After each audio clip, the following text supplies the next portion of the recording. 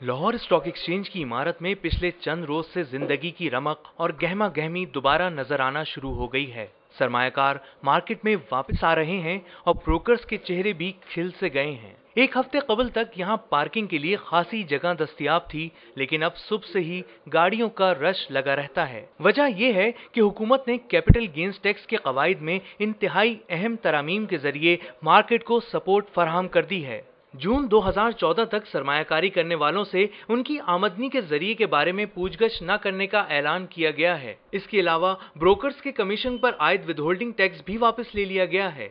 इदारों के अलावा इनफरादी सरमायाकारों को भी मार्जिन फाइनेंसिंग की सहूलत दे दी गई है। स्टॉक मार्केटें इन मजबूत इक़दामात की तवील अरसे से मुंतजिर थीं।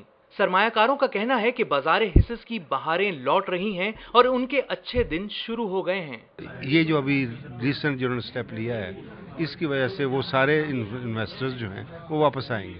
जब वो वापस आएंगे तो मार्केट बुलिश हो जाएगी और गवर्नमेंट को भी उसका बहुत फ़ायदा होगा, क्योंकि टैक्सेस जो हैं वो खुद जनरेट होते रहेंगे। एक्टिविटी बढ़ेगी, टैक्स बढ़ेगा, ठीक है। और लोगों को भी, छोटे इन्वेस्टर्स को खास तौर पे काफ़ी फ़ायदा होगा इसका। बात की ये चीज़ हुई थी बांग्लादेश में, और बांग्लादेश की जो मेंबरशिप थी ना स्टॉक एक्सचेंज की, वो 1 बिलियन तक पहुंच गई थी।